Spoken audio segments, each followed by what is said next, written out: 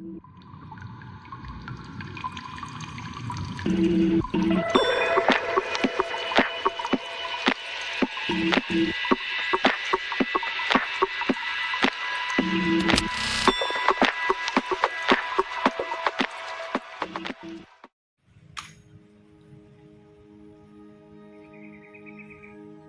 semuanya, perkenalkan nama saya Muhammad Geluh Ramadan dengan NIM 2249336 KT 09781. Di sini saya sebagai ketua kelompok dari PKH D5 ingin menjelaskan mengenai gangguan biotik pada tumbuhan di lingkungan Wisdom Park dalam penugasan mata kuliah dasar pelindungan hutan. Sebelum memulai video ini, saya ingin memperkenalkan anggota-anggota kelompok saya. Halo, nama saya Putri Anjini dengan NIM 2249436 KT 0814 dan saya Isti Mirasida dengan NIM 2249658 KT 09852. Halo semuanya, perkenalkan nama saya Muhammad Rizky Andika Putra dengan NIM 225054885 KT 110. Dan di sebelah saya, nama saya Muhammad bin Nasran Auro dengan NIM 224983130 KT 0989. Taman Kearifan atau yang biasa dikenal dengan nama Wisdom Park merupakan ruang terbuka hijau milik Universitas Gadjah Mada yang dibangun untuk memfasilitasi aktivitas-aktivitas dalam pengajaran, penelitian, dan pelayanan masyarakat guna pembangunan berkelanjutan. Wisdom Park merupakan area konservasi yang bentuknya seperti hutan lindung karena di dalamnya terdapat pepohonan dan tanaman yang dijaga dan dikembangkan oleh UGM. UGM mendesain Taman Kearifan atau Wisdom Park sebagai simbol untuk mengingatkan generasi muda tentang kearifan lokal dan pentingnya kepedulian terhadap lingkungan. Selain pepohonan, di dalam Wisdom juga terdapat gulma yang hidup dan tumbuh bersamaan di sekitar tanaman atau pepohonan, yang pertumbuhannya tidak dikehendaki dan umumnya merugikan karena dapat menghambat pertumbuhan, mengakibatkan penurunan kuantitas dan kualitas produksi, dan dapat menjadi sarang hama dan penyakit. Sedangkan hama sendiri merupakan serangga yang memiliki kemampuan merusak. Adanya hama tersebut tak hanya mengganggu pertumbuhan tanaman, tetapi juga dapat mematikan tumbuhan hingga berdampak pada gagal panen. Penyakit merupakan kondisi di mana sel dan jaringan tanaman tidak berfungsi secara normal yang ditimbulkan karena gangguan secara terus-menerus oleh agen patogen atau faktor lingkungan dan akan menghasilkan perkembangan gejala. Berikut adalah salah satu penyakit pada pinus, yaitu akan merah, disebabkan oleh jamur Ganoderma pseudotherium. Gejalanya berupa busuk pada akar, tipe gejala nekrosis, vektor penyebarannya melalui rontok akar, tanah, dan air. Tanah yang nampak yaitu adanya tubuh jamur, porus, dan himenium. Pencegahannya dapat dilakukan dengan monitoring, pengaturan jarak tanam, menghilangkan dan membinasakan sumber patogen. Alternatif pengendalian berupa eradikasi, membuat parit di sekitar tanaman, fungisida, dan penggunaan agen biologis berupa Trichoderma sp, Glioscladium jamur akar putih. Selanjutnya ada embun tepung, disebabkan oleh jamur Oidium sp. Gejalanya berupa muncul bercak putih pada daun. Tipe gejalanya nekrosis, vektor penyebarannya melalui air, angin, dan serangga. Tanda yang nampak berupa serbuk atau bercak putih. Pencegahannya dapat dilakukan yaitu dengan monitoring, pengaturan jarak tanam, meminimalkan naungan, sanitasi, atau pengendalian gulma. Alternatif pengendalian dapat berupa eradikasi, fungisida berupa organik sulfur atau belerang, dan buatan pabrik seperti bisromil, dan isolasi. Selanjutnya ada kanker batang, disebabkan oleh jamur Phytophthora sp. Gejala yang timbul berupa gubal pecah dan keluar gom. Tipe gejalanya yaitu nekrosis, vektor penyebarannya melalui angin, air, dan serangga. Tanda yang nampak secara mikroskopis yaitu pada bagian dalam gubal terdapat hitam setelah dikerok.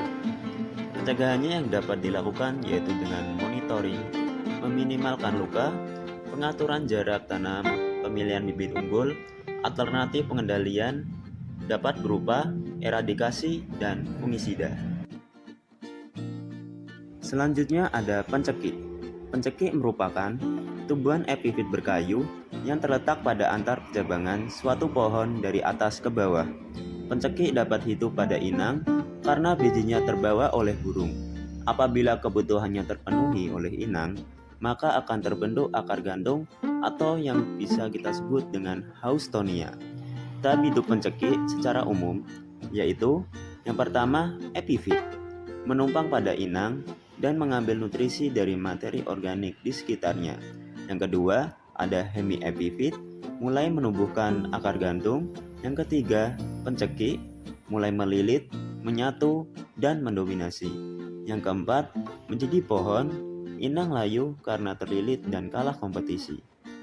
Alternatif pengendalian dapat dilakukan dengan cara mekanis, yaitu dipangkas manual. Pencagahannya dapat berupa dengan monitoring. Lalu ada layu, disebabkan oleh jamur Fusarium sp. Gejala yang timbul berupa batang menghitam atau lesi.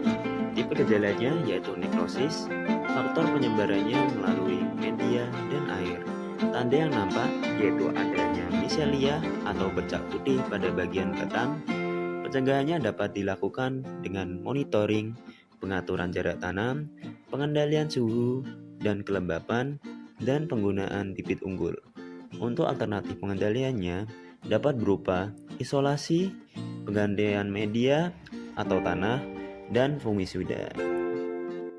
Selanjutnya ada rusak daun, disebabkan oleh ulat kantong dari ordo Lepidoptera yang menimbulkan dampak daun rusak, daun berlubang, daun sobek di mana sebagian menggulung, dan luar daun berkurang karena area fotosintetisnya rusak. Pencegahannya dapat dilakukan dengan monitoring, sedangkan untuk pengendaliannya berupa yang pertama, secara mekanis dilakukan dengan memotong dan memusnahkan daun yang menggulung dan pengambilan ulat. Yang kedua, secara biologis dilakukan dengan musuh alami seperti belalang sembah, lebah penyengat, dan burung pemakan serangga.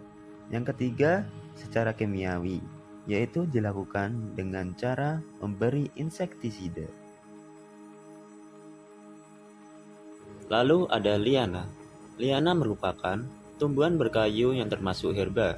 Liana tumbuh merambat dan akarnya berada di tanah. Oleh karena itu, liana perlu ruang struktural sebagai tempat untuk merambat, yaitu untuk memperoleh cahaya maksimum. Liana tidak termasuk parasit karena tidak mengambil nutrisi dari tumbuhan inangnya. Dampak negatif dari liana adalah persaingan unsur hara dan cahaya matahari dengan tanaman inang. Dampak positifnya dapat mencegah tanaman pokok, tumbang, dan sebagai jalur lintasan hewan. Pencegahan yang dapat dilakukan yaitu dengan monitoring. Untuk alternatif, pengendalian secara mekanis dilakukan dengan pemangkasan dan secara kemis dengan herbisida. Selanjutnya ada penutup tanah. Penutup tanah merupakan tumbuhan bawah yang pertumbuhannya sangat cepat, sehingga menyebabkan kompetisi dengan tanaman pokok. Kompetisi yang terjadi yaitu air, unsur hara, dan ruang tumbuh. Selain itu, penutup tanah menyebabkan terhambatnya permudahan tanaman, memicu kebakaran, penyebab hama, dan penyakit. Penutup tanah dapat berupa rerumputan, tumbuhan menjalar, perdu, dan lain-lain. Dampak positifnya yaitu indikasi kualitas tapak, menghasilkan seresah, dan mencegah erosi, serta sumber pakan ternak. Pencegahan dapat dilakukan dengan pendangiran, yaitu pembersihan gulma. Sedangkan pengendalian yang dapat dilakukan yang pertama secara mekanis, yaitu dengan dipangkas atau dibakar. Yang kedua, secara biologis, yaitu sebagai pakan ternak. Yang ketiga, secara kemis, yaitu dengan herbisida. Penyakit-penyakit biotik tumbuhan pada wisdom bug seperti akar merah, embun tepung, kanker batang, pencekik, layu, rusak daun, liana, dan penutup tanah tersebar di beberapa kawasan Wisdom Park, dan tumbuhan yang terkena penyakit-penyakit tersebut ada berbagai macam, dan menurut pengamatan kami, ada beberapa titik yang memiliki gejala dan tanda yang parah. Itu dia penjelasan singkat gangguan biotik yang disebabkan oleh gulma, hama, dan penyakit di daerah sekitar Wisdom Park UGM. Jika ada kesalahan kata, mohon dimaafkan. Terima kasih dan sampai jumpa.